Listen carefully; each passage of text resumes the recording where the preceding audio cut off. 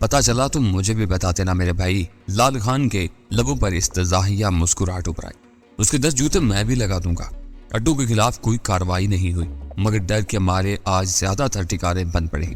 ٹھاکر متاسفانہ لہجے میں بولا، لڑکے بھوکے مر جائیں گے، یہ اپنی چمڑی کی فکر ہے اور یہ لڑکوں کو روئے جا رہا ہے۔ چودھری برہم ہو گیا، اب نشے باز نشے کے بغیر سو نہیں سکتا۔ اڈے بند ہیں تو کیا ہوا، آس پاس چل پھر کر دھندا ہو رہا ہوگا۔ ایسے میں گاہک بھی خوشی خوشی ایک کا سوا دے جاتا ہے، ایک آدھ روز گاڑی چل جائے گی، مگر پھر مال کہاں سے ملے گا؟ ٹھاکر بولا، شہر کے مائی باپ تو سب یہاں جمع ہے، تو اپنا دل چھوٹا نہ کر بھائی۔ مکن خان پھر بول پڑا، کوئی پنچایت نہیں ہے جس کا فیصلہ سب مانیں گے، جو قطرہ مول لے لے گا وہ دگنا نفع بھی کمائے گا، یا سب ہاں میں ہاں ملائیں گے، مگر باہر ہر ایک اپنی مرضی کرے گا۔ وسیع کمرے میں ایک مرتبہ پھر شور ہونے لگا۔ مکر خان کو لتاڑنے میں وہی لوگ پیش پیش تھے جو سنگین صورتحال میں رسک لے کر ایک کی چار بنانے کی فکر میں پڑے ہوئے تھے۔ انہیں ڈر تھا کہ مکر خان کی بار بار کی تکرار پر کہیں اس بے قاعدہ اجلاس میں کوئی ایسی تجویز نامنظور کر لی جائے جس کے نتیجے میں ان کے سنہرے خوابوں کی تکمیل کا معاملہ کھٹائی میں پڑ جائے، اور یوں وہ اجلاس کسی نتیجے پر پہنچے بغیر برخاست ہو گیا۔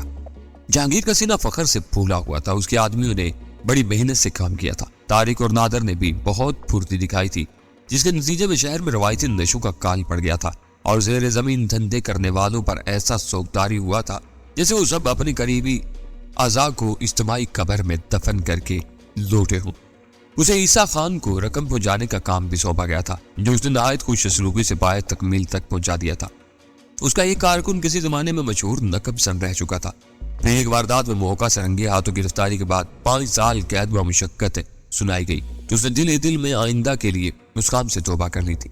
جیل سے باہر آیا تو اسے اپنی توبہ یاد تھی، لہذا اس نے کوئی سیدھا سادہ دھندا اختیار کرنا چاہا، لیکن ہر جگہ اس کا ماضی آڑے آتا رہا۔ جھوٹ بول کر ایک ہوٹل میں نوکری کر بھی لی، لیکن تیسرے دن جب ایک جیب تراش نے ہوٹل کے مالک کو اس کے داغدار ماضی سے آگاہ کیا تو اسے بن بتائے دن کی اجرت دیے بغیر کھڑے کھڑے نوکری سے جواب دے دیا گیا۔ لیکن اس نے ایسے بدترین حالات میں بھی نقب سنی کے پرانے پیشے سے رجوع نہیں کیا، اور جب نوبت فاقوں تک پہنچ گئی تو وہ ایک چرس فروش سے جا ٹکرا، پھر رفتہ رفتہ وہ جہانگیر کے کارندوں میں شامل ہو گیا۔ جہانگیر کو معلوم تھا کہ وہ محض ایک نظر تالا دیکھنے کے بعد چابی تار کر لینے کے فن میں ماہر تھا، لہذا اس نے اپنے طے کردہ لیٹر باکس کی دوہری چابیاں بنوانے کے لیے اسی کا انتخاب کیا، اور دونوں چابیوں کی کارکردگی سے مطمئن ہونے کے بعد ایک چابی لفافے میں بند کر کے ایک گداگر کے ذریعے عیسیٰ خان کو بھجوا دی۔ وہ دور کھڑا اس وقت تک گداگر کی نگرانی کر رہا تھا جب تک وہ عیسیٰ خان کے دفتر میں داخل نہ ہو گیا۔ چند منٹ بعد اس نے ایک پبلک بوتھ سے عیسیٰ خان کو فون کیا اور چابی کے بارے میں اپنے استفسار کا جواب اس بات میں سن کر سلسلہ منقطع کر دیا۔ شام ڈھیرے رقم لیٹر باکس میں بند کر کے جہانگیر نے اسے دوبارہ فون کیا اور لیٹر باکس کا محلے کو بتاتے ہوئے رقم حاصل کرنے کا طریقہ بتایا، تو عیسیٰ خان کو پہلی بار اس چابی کی افادیت کا علم ہوا۔ پھر نصف گھنٹے بعد ہی جہانگیر نے اس امر کی تصدیق کر لی کہ پوری رقم عیسیٰ خان کو مل گئی تھی، مگر ان کامیابیوں کے باوجود وہ خاصا اداس تھا، کیونکہ ٹرانسمیٹر پر بار بار کی کوششوں کے باوجود ٹی 1 کی طرف سے کوئی جواب نہیں مل رہا تھا۔ ایک بار B4 کے لیے پیغام نشر کیا تو دوسری طرف سے کسی نسوانی آواز نے B4 کی عدم موجودگی کی اطلاع دیتے ہوئے اسے پیغام دریافت کرنا چاہا، لیکن جہانگیر نے کچھ بتانا مناسب نہیں سمجھا، کیونکہ B4 نے ایسے موقع کے لیے اسے کوئی ہدایت نہیں کی تھی۔ پولیس کوسٹ گارڈ اور آبکاری کے عملے کی بھرپور کارروائی کے نتیجے میں فوری طور پر تو بازار میں سناٹا چھا گیا تھا، لیکن بعض ذرائع نے ہیروئن کی پوری خریداری میں دلچسپی کا اظہار کیا تھا۔ اسے یہ اطلاعات نادر و طارق سے ملی تھی اور اس نے انہیں فوری طور پر سودے کرنے کا اختیار دے دیا تھا۔ اسے کبھی امید تھی کہ نئی حکمت عملی کے نتیجے میں ہیروئن کی مانگ میں ایک دم تیزی پیدا ہوگی۔ وہ برآمدے میں بید کی آرام دی کرسی پر نیم تراز تھا کہ اچانک اس کی بیوی سلمہ کی آواز نے اسے چونکا دیا۔ یہاں بیٹھے کیا سوچ رہے ہو؟ معلوم ہوتا ہے کہ تمہیں دن بدن تنہائی سے پیار ہوتا جا رہا ہے۔ جہانگیر اس کی طرف مڑا مسکراتے ہوئے بولا، جب سے تم لاہور سے آئی ہو ہر وقت تنقید کا موقع تلاش کرتی رہتی ہو، میں منتظر تھا کہ تم چائے لے کر یہیں آؤ گی۔ چائے خوابگاہ میں بڑے بڑے ٹھنڈی ہو چلی ہے۔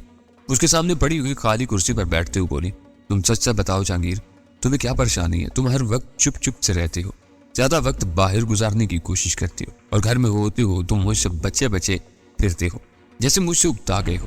میں اس گھر میں اس شہر میں صرف تمہاری وجہ سے آئی ہوں۔ تو خود ہی انصاف سے بتاؤ کہ میں کب تک اور کس دل سے تمہارا یہ رویہ برداشت کروں؟ تم تو اچھی خاصی تقریر کر لیتی ہو۔ جہانگیر نے بات مذاق میں اڑانے کی کوشش کی، مگر سلمہ کے بچھڑے پر چھائی ہوئی سنجیدگی میں فرق نہ پڑتے دیکھ کر اسے بھی سنجیدہ ہونا پڑا۔ تمہیں وہم ہونے لگا ہے سلمہ، بس تم نے یہ سمجھ لیا ہے کہ میں تم سے دور رہنے کی کوشش کرتا ہوں، لہٰذا میری ہر حرکت کو تم اس زاویے سے دیکھتی ہو۔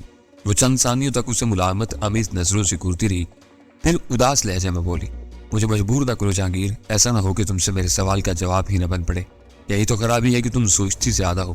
وہ کرسی میں سیدھا ہوتا ہوا بولا، اگر ہر بات دل میں رکھنے کے بجائے مجھ سے تبادلہ خیال بھی کرتی رہا کرو تو اس ذہنی گھٹن سے بچی رہو گی جو تمہیں میرے خلاف اکساتی رہتی ہے۔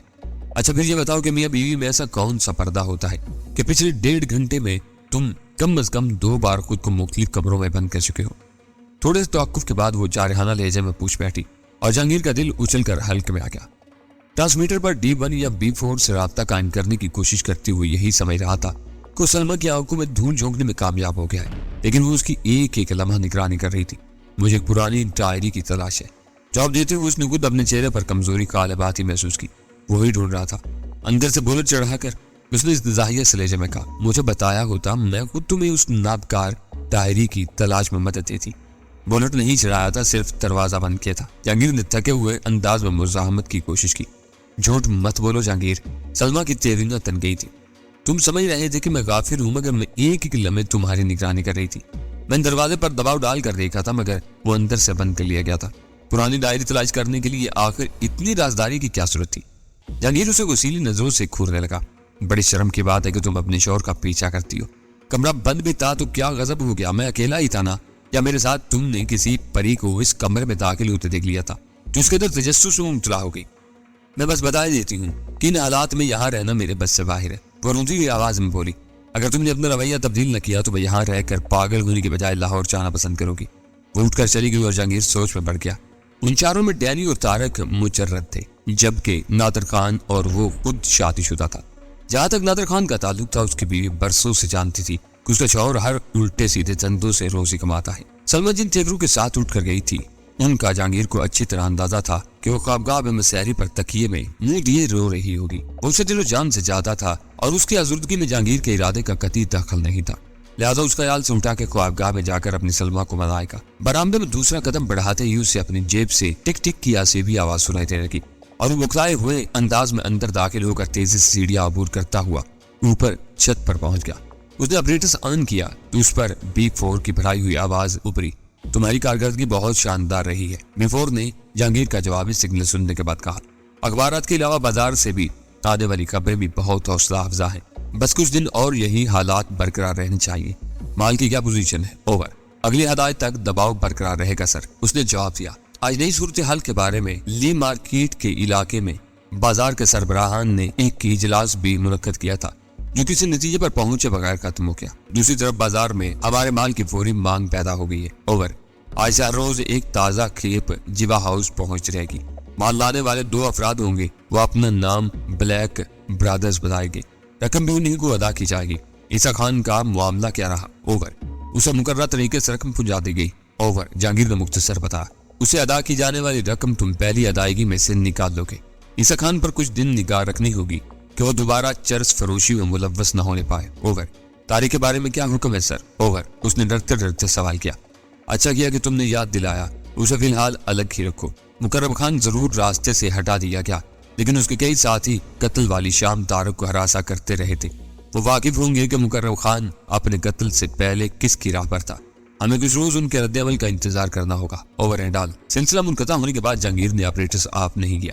B4 نے تو اپنی بات مکمل کر لی تھی، لیکن اس کی بات شروع ہی نہ ہو سکی، لہٰذا اس نے دوبارہ رابطہ قائم کر لیا۔ اب کیا بات ہے؟ اوور، دوسری طرف سے B4 نے جواب دیتے ہوئے سوال کیا۔ میرا ذاتی مسئلہ ہے سر، میری بیوی میری سرگرمیوں سے لا علم ہے، ٹرانسمیٹر کی وجہ سے مجھے الجھن ہے کہ یوز کی نگاہ میں نہ آ جائے۔ جہانگیر نے جھجکتے ہوئے کہا، مجھے گھر میں ہوتے ہوئے بھی محتاط رہنا پڑتا ہے کہ نہ جانے کب آپ کی کال آ جائے۔ اوور، پھر کیا چاہتے ہو؟ اوور، B4 کی آواز سے ناگواری مترشح تھی۔ سر اگر کوئی دشواری نہ ہو، میرا مطلب ہے کہ کام کو متاثر کے بغیر پیغامات کے تبادلے کے لیے کوئی وقت مقرر ہو سکے تو میرے لیے بہت آسانی پیدا ہو جائے گی۔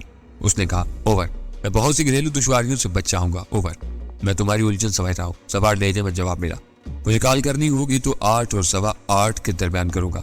تم اپنی ضرورت کے تحت کسی بھی وقت رجوع کر سکتے ہو۔ اگر میں نہ ملوں تو B4 کی کال ریسیو کرنے والی لڑکی کو بلا جھجک پیغام نوٹ کروا سکتے ہو۔ اوور، بہت بہت شکریہ سر، جہانگیر تشکر آمیز لہجے میں بولا۔ آپ نے میری بہت بڑی دشواری رفع کر دی ہے. Over and all. دوسری طرف اختتامی فکر ادا کر کے بات ختم کر دی گئی اور جہانگیر ٹرانسمیٹر آف کر کے نیچے اترا. وہ خوابگاہ میں پہنچا تو سلمہ اس کے توقع کے عین مطابق بستر پر اوندی پڑی سسکیوں کے ساتھ رو رہی تھی. جہانگیر نرم قالین پر بے آواز قدموں سے آگے بڑھا اور آپریٹر الماری پر ڈال کر سلمہ کے قریب پہنچ گیا. اس سفر سے قبل مشرق بعید کے بارے میں ڈیڈی کے خیالات کچھ زیادہ اچھے نہیں تھے، کیونکہ اس کی دانست میں ستوا ناک اور بڑی بڑی آنکھیں حسن کے دو بنیادی لوازم تھے.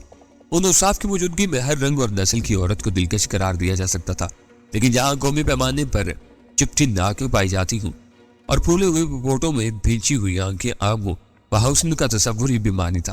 البتہ خرید فروخت کے لیے وہ اس علاقے کو جنت تصور کرتا تھا، لیکن ٹوکیو پہنچنے کے بعد اس کے سارے پرانے نظریات درہم برہم ہو کر رہ گئے تھے. ٹوکیو کے پر ہجوم راستوں، بازاروں اور تفریحگاہوں میں ایسی بے شمار دراز کد جاپانی لڑکیاں نظر آئیں جن کے خد و خال اس خطے کی روایات کے برعکس خاصے تیکھے تھے، لیکن ان تو بس چپٹی ناکوں اور چھوٹی چھوٹی آنکھوں پر ہی پیشہ ختم ہوتا رہا. تصویروں کے برعکس نسوانی حسن اپنے تمام تر لطافتوں کے ساتھ ان زندہ پیکروں میں ہی چلکتا تھا جو اپنے ایک ایک نقش سے مقامی معلوم ہوتے تھے. ہوٹل سے اس شخص کو فون کیا جس کے ذریعے اس نے رہائشی ہوٹل کا انتخاب کرنے کے علاوہ خاصی مقدار میں مقامی کرنسی بھی حاصل کی تھی. سوکوموتو ایک جاپانی نژاد خوش مزاج نوجوان تھا جسے ڈینی ایئرپورٹ پر باس کی ہدایت کے مطابق ملا تھا اور وہ فوراً ہی ڈینی کے ساتھ ایئرپورٹ سے شہر روانہ ہو گیا تھا. میں بڑی الجھن میں پڑ گیا ہوں دوست، ڈینی نے فون پر سوکوموتو کی آواز پہچانتی انگریزی میں کہا. کسی سے لڑ تو نہیں بیٹھے؟ سوکوموتو نے گھبرائے ہوئے لہجے میں بلا توقف سوال کر دیا. جن خاصی ہلکی ہو چکی ہے، اس سلسلے میں تم کہاں تک میری مدد کر سکو گے؟ میرا خیال ہے کہ یہاں رہتے ہوئے مجھے اخراجات پر قابو پانا دشوار ثابت ہوگا. اوہ، تم نے تو مجھے پریشان کر دیا تھا. دوسری طرف سے گہری سانس کی آواز کے ساتھ کہا گیا. پیسے کی بالکل فکر نہ کرو، ہوٹل میں ہی ٹھہرے رہو، میں تھوڑی دیر میں پہنچ رہا ہوں. اس کے جواب سے ڈینی کو خاصا اطمینان ہوا اور اس نے انٹرکام پر روم سروس کو فون کر کے ساکی کی بوتل کمرے میں ہی منگوا لی اور سوکوموتو کے انتظار میں اپنے حسین تجربات کی یادوں میں کھو گیا. کراچی سے روانہ ہوتے ہوئے وہ وہاں کے سارے حساب چکا کر چلا تھا. باس کی ہدایت کے مطابق روانگی سے پچھلی رات اس نے دونوں ٹرانسمیٹر گلشن اقبال والی عورت کو پہنچا دیے تھے جس سے وہ ایڈی زولا کے حوالے سے مل چکا تھا. لیکن اسے یہ دیکھ کر حیرت ہوئی تھی کہ اس دوسری ملاقات میں اس عورت کا رویہ سنجیدہ اور باوقار رہا تھا، جس کا مطلب تھا کہ پچھلی بار اس نے باس کی ہدایت پر ڈینی کا امتحان لینے کے لیے دانستہ شوقیوں اور آوارہ مزاجی کا ڈرامہ رچایا تھا. اپنے سفر کا پہلا مرحلہ اس نے نہایت خوش اسلوبی سے طے کر لیا تھا. نہ صرف کراچی ایئرپورٹ سے ہیروین نکال لانے میں کامیاب ہو گیا تھا بلکہ وہ پیکٹ دوران پرواز ویرا لائٹ کے حوالے کر کے اس اہم ترین بار سے سب کو دوش ہو گیا تھا. حامد اپنی ذمہ داریوں اور ضروریات سے پریشان ضرور تھا اور اسی وجہ سے طارق کی تجویز پر عمل کرنے کے لیے تیار ہو گیا تھا، لیکن بنیادی طور پر وہ زندگی کی طرح حقیقتوں سے ناآشنا ایک اناڑی نوجوان تھا. وہ طارق کی ہدایت کے مطابق موتی دادا سے ملا تو بہت مہربان ثابت ہوا. اس نے حامد کو مال دینے سے پہلے کام کرنے کے طریقوں اور احتیاطی تدابیر سے آگاہ کیا، پھر اسے ہیروئن کی پڑیا دے دی. پہلے دن حامد گھر میں وہ پڑیا لے کر داخل ہوا تو دل ہی دل میں خود کو چور محسوس کر رہا تھا. مختصر سے گھر میں والدین کے علاوہ 4 بہنوں کے ہوتے ہوئے کوئی بھی جگہ اتنی محفوظ نہیں تھی جو پڑیاں بے فکری کے ساتھ وہاں رکھ سکتا. اسی طرح چوبی الماری سے باورچی خانے میں کسی خالی ڈبے تک اس نے ہر چیز کا جائزہ لیا، لیکن کہیں دل مطمئن نہیں ہوا. اسے بس یہی خوف تھا کہ وہ قیمتی پڑیا لاعلمی کے باعث گھر کے کسی فرد کے ہاتھ ضائع نہ ہو جائے. اس نے کپڑوں کے مشترکہ جستی ٹرنک میں وہ پڑیا ایک اخباری کاغذ میں لپیٹ کر چھپا دی اور اس کے بعد سارا وقت گھر ہی میں مڈلاتا رہا. رات کو سویا تو اسے عجیب عجیب خواب نظر آتے رہے جن میں وہ شاہانہ شان شوکت سے اعلیٰ حلقوں میں گھومتا رہا. صبح آنکھ کھلی تو سر پر مارٹن کوارٹر کی وہی مہربان چھت صافگن تھی جو برسات میں ٹپکنے کے باوجود برسوں سے ان سب کو اپنے مہربان آغوش میں چھپائے ہوئے تھی. وہ باوجود تیار ہوا اور مال لے کر یونیورسٹی جانے کے لیے نکل کھڑا ہوا. یونیورسٹی میں حامد نے اپنی مہم کا آغاز جبار سے کیا جس سے اس کے دوستانہ مراسم تھے، لیکن اس کی چرس نوشی کی عادت کے باعث حامد اس سے ذرا دور ہی دور رہتا تھا. حامد کو موتی دادا نے پہلی کھیپ مفت دی تھی، لہٰذا حامد نے ادھر ادھر کی گفتگو کے بعد موقع پیدا کر کے ایرون کی 5 پڑیاں اس کے حوالے کر دی. اگلے دن جبار بڑی بےتابی سے اس سے ملا تھا. ایرون صحیح معنوں میں ایک ایسا نشہ تھا جس کے بارے میں جبار صرف سوچا ہی کرتا تھا. اس نے حامد سے مزید پڑیوں کا مطالبہ کیا تو حامد نے سادگی سے اسے ٹال دیا. وہ تو کسی نے مجھے ذاتی استعمال کے لیے دی تھی جو میں نے تمہارے حوالے کر دی. یار خدا کے لیے. جبار اس کے سامنے گر گڑایا. جب سے چند روز کے لیے چرس کا قید پڑا تھا اس کا مزہ بھی جاتا رہا ہے. سنا تو ہم نے بھی تھا کہ شہر میں ہیروئن ملنے لگی ہے، لیکن نہ اس کے کمال کا علم تھا نہ کسی ٹھکانے کا. یہ 200 روپے رکھ لو، کل کسی طرح کچھ پڑیا لیتے آنا. احمد نے تھوڑے سے تذبذب کا مظاہرہ کرنے کے بعد اس سے رقم لے لی، مگر ساتھ ہی اس سے قسم بھی لی کہ وہ اس کا نام راز میں رکھے گا، کہیں ایسا نہ ہو کہ دوستی ہی دوستی میں وہ منشیات فروش مشہور ہو جائے۔ اور یوں احمد نے جامع میں اپنے کام کا آغاز کر دیا۔ تو 3 ہی دنوں میں جبار اس سے خاصی مقدار خریدنے لگا۔ ایسا معلوم ہوتا تھا جیسے ہر بار چرس نوشوں کے حلقے کے مزید ارکان نئے نشے کی طرف راغب ہوتے جا رہے تھے۔ موتی دادا سے مفت میں ملنے والی پڑیوں سے احمد نے 1500 روپے کمائے، اور جب وہ دوبارہ موتی دادا سے ملا تو اس میں اعتماد کی ایک نئی لہر پیدا ہو چکی تھی۔ موتی دادا نے پھر کچھ نصیحتوں کے ساتھ اسے مال دے دیا جس کی ادائیگی اگلی مرتبہ کرنی تھی۔ اس نے احمد پر واضح کر دیا تھا کہ وہ مال نقد بیچنے کے اصول پر سختی کے ساتھ کاربند تھا، لیکن محض اس کی حوصلہ افزائی اور سفارش کی بنیاد پر اسے ادھار مال دے رہا تھا۔ حامد کے لیے نیا کام سنسنی خیز ہونے کے ساتھ ہی مالی اعتبار سے بے حد کشش انگیز تھا۔ وہ سوچ رہا تھا کہ چند مہینوں کے ہیر پھیرے میں وہ اس قابل ہو سکے گا کہ غربت کی سلگتی ہوئی آگ میں زندہ رہنے کی جد و جہد کرنے والے اپنے گھرانے کو معاشی انقلاب کا مزدہ سنا سکے۔ لیکن اسے کام کا آغاز کی چند ہی روز گزرے تھے کہ اخباری اطلاعات نے اسے ہلا کر رکھ دیا۔ شہر میں جا بجا بھاری مقدار میں منشیات پکڑی جا رہی تھی، اور اخبارات میں منشیات کے ساتھ اس کا بیوپار کرنے والوں کی تصاویر بھی شائع ہو رہی تھی۔ لیکن ایک بات اس کے لیے حیران کن تھی کہ منشیات کے لمبے فہرست میں ہیرون یا اس کے سوداگروں کا کوئی ذکر نہیں تھا۔ اسے خوف آنے لگا کہ کہیں کسی روز بدنامی کا یہی تو اس کے گلے کی زینت بھی نہ بن جائے۔ اگلے روز وہ موتی دادا کے پاس گیا تو کچھ پریشان تھا۔ شہر کے حالات خراب ہے دادا، سوچتا ہوں کچھ دن کے لیے ہاتھ کھینچ لوں۔ اسے جھجکتے ہوئے کہا۔ کیوں؟ موتی دادا کے تیوریوں پر بل پڑ گئے اور اس کی محبت میں نرم آواز میں للکار پیدا ہو گئی۔ مرد ہو کر عورتوں کسی باتیں سوچ رہے ہو؟ ارے یہ موقع تو شاید تمہارے ہی مقدر سے پیدا ہوا ہے۔ چرس، شراب، تھڑا، راکٹ سب نشے پکڑے جا رہے ہیں، مگر ابھی تک اپنے مال کا نام خبروں میں کہیں نہیں آیا۔ میرا تو خیال ہے کہ اب ہمارے مال کی مانگ بڑھے گی، ایسے میں 5 انگلیاں کیمے اور سر کڑائی میں ہوتا ہے۔ موتی دادا کی لگائی ہوئی ضرب خاصی شدید تھی، وہ چٹپٹا کر رہ گیا، بس وہی رہا تھا کہ ستارے گردش میں نہ آ جائیں۔ دیکھو میاں، موتی دادا اس کی طرف جھک کر کہنے لگا، میں تو بس جاہل آدمی ہوں، لیکن تھوڑا بہت اخبار بھی پڑھتا ہوں۔ یہ بتاؤ کہ تم نے کسی چھوٹے موٹے کی گرفتاری بھی پڑھی ہے؟ حامد کے پاس اس سوال کا جواب نفی کے علاوہ کچھ نہیں تھا۔ حامد لاجواب ہو گیا تھا۔ موتی دادا کی بے لاگ باتوں نے اس کے دل سے خوف سائل کر دیا تھا۔ وہ موتی دادا سے مال لے کر واپس چلا۔ اگلی صبح یونیورسٹی میں جبار صبح ایڈمنسٹریشن کے پاس مل گیا اور فوراً ہی اسے ایک طرف لیتا چلا گیا۔ کیا ہو گیا؟ کل وہ خبر سنی تھی تم نے کہ ایرو کلب کے پاس ایک ٹیکسی ڈرائیور کو ہلاک کر دیا گیا؟ ہاں، شہر سے آنے والوں سے سنا تھا، حامد نے اسے کہا، لیکن واپسی میں وہاں کچھ بھی نہیں تھا، شاید پولیس ساتھ ٹیکسی بھی لے گئی تھی۔ وہ یہاں کیمپس میں چرس لاتا تھا۔ جبار نے رازداران لہجے میں کہا، مطیع اللہ اسے پہچانتا تھا، اس نے راستے میں اس کی لاش دیکھی تھی۔ تو تمہیں تشویش کیوں ہے؟ حامد اس کے پرجوش لہجے پر مسکرائے بغیر نہیں رہ سکا۔ اب کیمپس میں چرس نہیں ملے گی، وہ دائیں بائیں نگاہ دوڑاتے ہوئے بولا۔ موقع غنیمت ہے، اگر تم ساتھ دو تو اپنے لیے خرچہ پانی مفت نکل آئے گا۔ وہ کیسے؟ حامد نے نہ کچھ سمجھتے ہوئے تحیر زدہ سے لہجے میں سوال کیا۔ سارے چرسی اپنے یار ہیں، وہ حامد کے کندھے پر ہاتھ مارتے ہوئے بولا۔ سب کو آہستہ آہستہ ہیروئن پر لگا دوں گا، کیوں دوسروں کو بھی برباد کرتے ہو اپنے ساتھ؟ حامد نے نیک نیت بنتے ہوئے اوپری دل سے کہا، اس سے تمہیں کیا حاصل ہوگا؟ سنو گے تو اچھل پڑو گے، پہلے یہ بتاؤ کہ تم ہیروئن کہاں سے لاتے ہو؟ حامد کی اس کی باتوں میں گہری دلچسپی تھی، کیونکہ ہیروئن کی کھپت بڑھنے سے اس کا مال زیادہ بکنا تھا، لیکن جبار کی حد سے بڑی ہوئی دلچسپی دیکھ کر اس نے تھوڑی سی برہمی کا اظہار ضرور سمجھا اور برا سا منہ بناتے ہوئے بولا، دیکھو یار، یہ میرا دھندا نہیں ہے، بس یاری دوستی میں تمہیں پڑیا لا دیتا ہوں۔ جس طرح میں نے تم سے قسم لی ہے، اسی طرح آگے بھی رازداری کا وعدہ کرنا پڑا تھا، تب جا کر تمہاری یہ فرمائشیں پوری ہوتی ہیں۔ اچھا خیر جانے دو، جبار جلدی سے بولا، تم مال لاتے رہو، میں آگے بیچوں گا، لیکن 3 روپے فی پڑیا کیش لوں گا۔ لا حول ولا قوت۔ حامد اس بات پر ہتھے سے اکڑ گیا، بڑی گندی سوچ ہے تمہاری، میں دام کے دام تمہیں پڑیا لا کر دیتا ہوں، آنے جانے کا کرایہ تک میرا اپنا خرچ ہوتا ہے، تمہیں شرم نہیں آتی مجھ سے کمیشن کا مطالبہ کرتے ہوئے؟ ارے سنو تو، جبار اس کی برہمی دیکھ کر بکلا گیا، تم میری بات کا مطلب نہیں سمجھے، یا شاید مجھ سے ہی غلطی ہوگی، میرا مقصد یہ تھا کہ تم واقعی سستا مال لاتے ہو،